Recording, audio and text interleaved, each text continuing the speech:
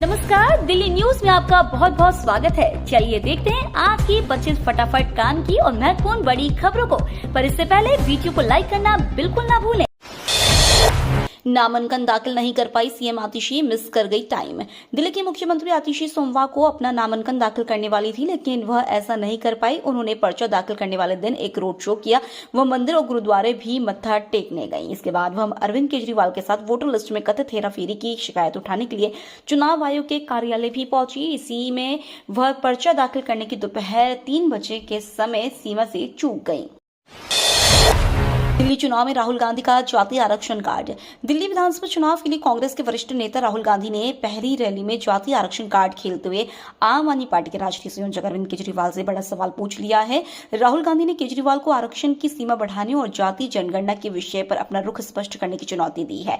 उन्होंने कहा केजरीवाल सार्वजनिक रूप से कहे कि वह आरक्षण बढ़ाना चाहते हैं और जातीय जनगणना कराना चाहते हैं। उन्होंने कहा, हम दिल्ली की सरकार में आएंगे तो जातीय जनगणना कराएंगे। पीएम मोदी ने मकर संक्रांति और पोंगल की दी शुभकामनाएं। पीएम मोदी ने एक्स पर पोस्ट करते हुए कहा कि भारत में लोग संक्रांति और पोंगल को बड़े उत्साह के साथ मनाते हैं। यह पर्व किसानों की परंपराओं से जुड़ा हुआ है और यह समृद्धि, आभार और नवीनीकरण का प्रतीक है। पीएम ने सभी को संक्रांति और पोंगल की शुभकामनाएं दी और हर किसी के लिए खुशी, स्वास्थ्य और समृद्ध फसल की कामना की।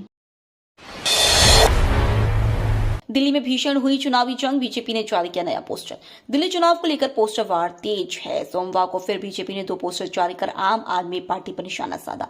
बीजेपी ने नए पोस्टर में कहा कि आपका पूर्वांचल विरोधी चेहरा पूरे देश के सामने बेनकाब हो चुका है। वहीं दूसरे पोस्टर में बीजेपी ने आरोप लगाया कि केजरीवाल 2026 करोड़ के शराब घोटाले के सरगना है। दिल्ली विधानसभा चुनाव से पहले पूर्व मंत्री सत्येंद्र जैन की मुश्किलें बढ़ी, सीबीआई को मिली मुकदमा चलाने की मंजूरी। दिल्ली विधानसभा चुनाव से पहले आप नेता और दिल्ली के पूर्व मंत्री सत्येंद्र जैन की मुश्किलें बढ़ गई हैं। आय से अधिक संपत्ति मामले में सत्येंद्र जैन के खिलाफ मुकदमा चलाने की मंजूरी सीबीआई को मिल गई है। एजेंसी ने इस मामले में एक पूरक आरोप पत्र दायर किया है। राउचवनी कोर्ट ने मामले को विचार के लिए सूचीबद्ध किया है। पीएम मोदी नारायणा विहार में आयोजित लोहड़ी उत्सव कार्यक्रम में हुए शामिल। प्रधानमंत्री नरेंद्र मोदी सोमवार शाम को दिल्ली के नारायणा विहार में आयोजित लोहड़ी उत्सव कार्यक्रम में हिस्सा लिया।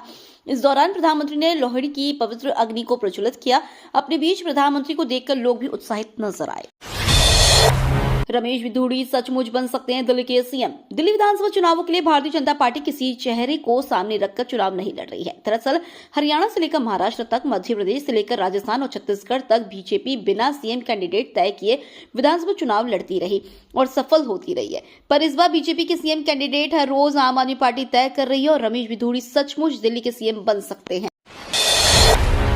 पीएम मोदी होंगे अविभाजित भारत इवेंट का हिस्सा, लॉन्च करेंगे मिशन मौसम।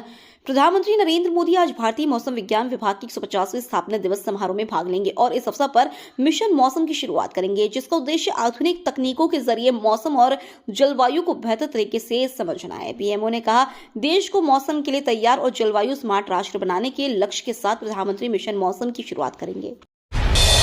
बांग्लादेश के शीर्ष राजदूत को विदेश मंत्रालय ने किया तलब। नई दिल्ली और ढाका के बीच तल्ख होते रिश्तों के मद्देनजर विदेश मंत्रालय ने बांग्लादेशी राजनयिक और वहां के डिप्टी हाई कमिश्नर नूरुल इस्लाम को न सिर्फ तलब किया, बल्कि बांग्लादेशी विदेश मंत्रालय के कदम पर ऐतराज जताते हुए पड़ोसी देश को खबरदार किया है। आरोप लगाया गया था कि भारत 4156 किलोमीटर लंबी भारत बांग्लादेशी सीमा पर 5 विशिष्ट स्थानों पर बाड़ लगाने का प्रयास कर रहा है। ढाका ने इन कार्रवाइयों को सीमा गतिविधियों को नियंत्रित करने वाले द्विपक्षीय समझौते का उल्लंघन बताया था। हाईकोर्ट ने कैग रिपोर्ट में देरी होने पर दिल्ली सरकार को लगाई फटकार।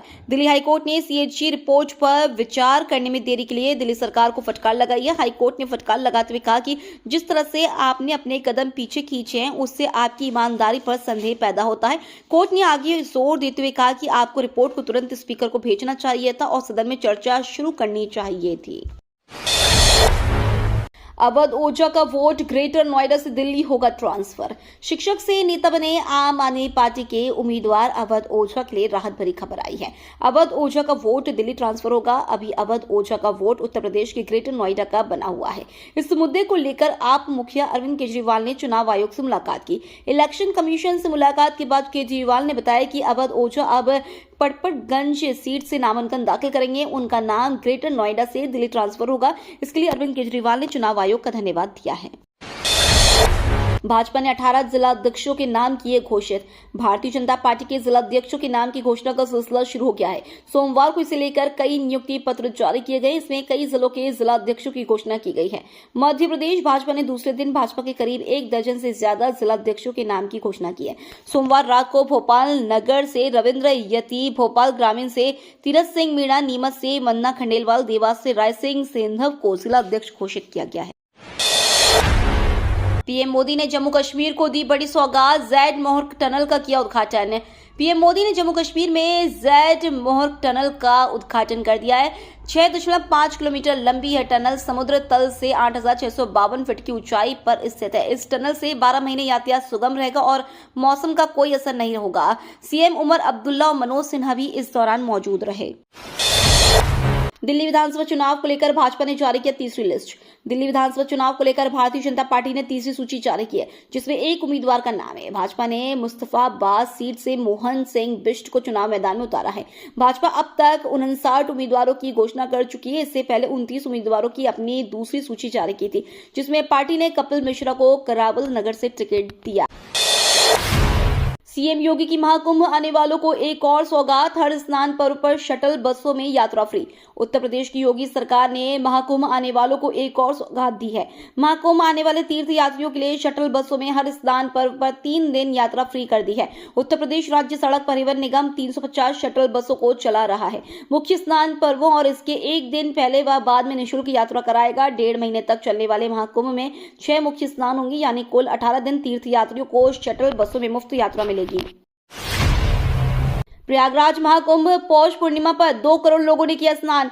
पौष पूर्णिमा के स्नान के साथ भव्य और दिव्य महाकुंभ मेले की शुरुआत हो चुकी है। सोमवार की तड़के से ही देशी विदेशी लाखों श्रद्धालु गंगा में डुबकी लगा रहे हैं। आज से ही 45 दिनों के कल्पवास की शुरुआत भी भक्त करेंगे। करीब 12 किलोमीटर एरिया के स्नान घाटों पर जबरदस्त भीड़ है। एप्पल को फाउंडर स्टीव जॉब्स की पत्नी लॉरेन पावेल जॉब्स भी प्रयागराज पहुंच चुकी हैं। निरंजनी अखाड़े में उन्होंने धार्मिक अनुष्ठान किया। 144 साल में पहली बार महाकुंभ में दुर्लभ संयोग बना है। मेले में जबरदस्त भीड़ है। दोपहर 2 बजे तक अनुमान है कि करीब 2 करोड़ भक्तों ने स्नान कर लिया है। दिल्ली चुनाव में बीजेपी की जीत से होगा बदलाव, अरविंदर सिंह लवली ने बताई एक बात। दिल्ली कांग्रेस के बड़े नेता और शीला दीक्षित सरकार में पूर्व मंत्री 56 वर्षीय अरविंदर सिंह लवली 2024 के लोकसभा चुनाव से ठीक पहले दिल्ली प्रदेश कांग्रेस कमेटी के अध्यक्ष पद से इस्तीफा दे दिया था। उन्होंने पार्टी नेतृत्व से मतभेद, आप के साथ गठबंधन और भारी उम्मीदवारों के चयन का हवाला देते हुए भाजपा का दामन थामा। लवली 2017 में भी भाजपा में शामिल हुए थे, लेकिन 1 साल के भीतर ही कांग्रेस में लौट आए थे। इस बार उन्हें उनके गढ़ गांधीनगर से भाजपा का उम्मीदवार बनाया गया है। अश्विनी वैष्णव ने लोकसभा चुनाव पर जकरबर्ग के बयान का किया खंडन। केंद्रीय मंत्री अश्विनी वैष्णव ने सोमवार को फेसबुक के संस्थापक मार्क जकरबर्ग के उस बयान को खारिज किया, जिसमें उन्होंने कहा था कि कोरोना महामारी के बाद 2024 में भारत सहित अधिकांश देशों की मौजूदा सरकारों को चुनाव में हार का सामना करना पड़ा।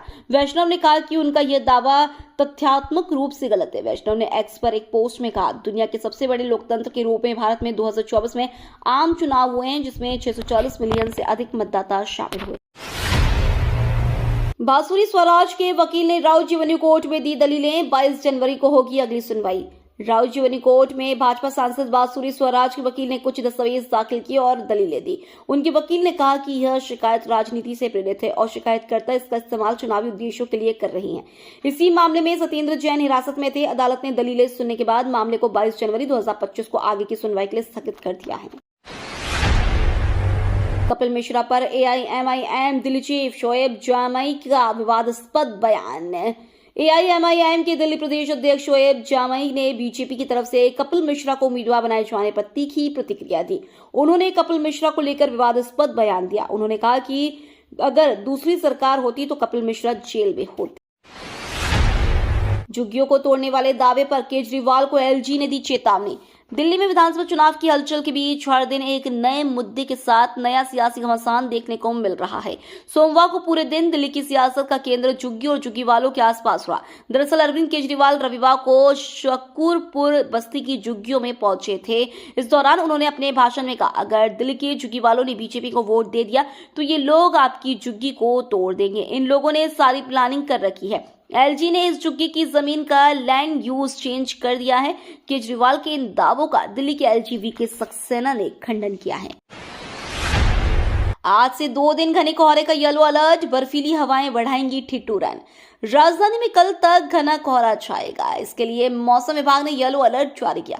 साथ ही पहाड़ों से आने वाली बर्फीली हवाएं ठिठुरन बढ़ाएंगी। इससे न्यूनतम तापमान 7 से 6 डिग्री सेल्सियस तक पहुंच सकता है। बीते दिनों न्यूनतम तापमान 1.6 डिग्री सेल्सियस अधिक के साथ 9 डिग्री सेल्सियस दर्ज किया गया। कुछ इलाकों में न्यूनतम तापमान 7 डिग्री के करीब रिकॉर्ड हुआ। इससे वाहन चालकों को परेशानी का सामना करना पड़ेगा।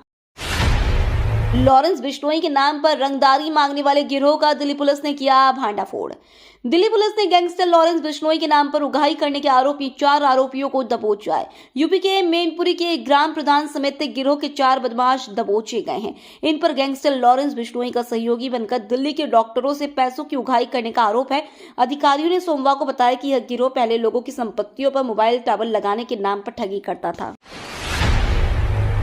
ताहिर हुसैन जेल से भर सकते पर्चा, अदालत की कड़ी टिप्पणी। उत्तर पूर्वी दिल्ली में फरवरी 2020 में भड़की सांप्रदायिक हिंसा से जुड़े कई मामलों में आरोपी AIMIM कैंडिडेट ताहिर हुसैन जेल से ही अपना नामांकन पत्र दाखिल कर सकते हैं। दिल्ली पुलिस ने उक्त बातें उच्च न्यायालय में सोमवार को कही। इस पर जस्टिस नीना बंसल कृष्णा की पीठ ने मौखिक रूप से कहा कि हुसैन जेल में बैठकर नामांकन पत्र दाखिल कर सकते हैं। स्वाति मालीवाल ने अपने साथ केजरीवाल की भी लाइव डिटेक्टर टेस्ट करने की रखी मांग। दिल्ली विधानसभा चुनाव से पहले राज्यसभा सांसद स्वाति मालीवाल ने आम आदमी पार्टी के राष्ट्रीय संयोजक अरविंद केजरीवाल और अपना लाइव नार्को एनालिसिस या पॉलीग्राफी लाइव डिटेक्टर टेस्ट कराने की मांग की है। इसी के साथ उन्हें लेख यह भी कहा है कि अगर वो झूठ बोल रही हो तो उन्हें फांसी दे दी जाए। दरअसल यह बात उन्होंने अरविंद केजरीवाल के ऐप पर विभव कुमार पर उनके लगाए गए मारपीट के आरोपों पर कहा है। ये तो थी आज की बड़ी खबरें। रोजाना ऐसी ही सबसे पहले अपडेट पाने के लिए चैनल को सब्सक्राइब करना बिल्कुल ना भूलें। धन्यवाद।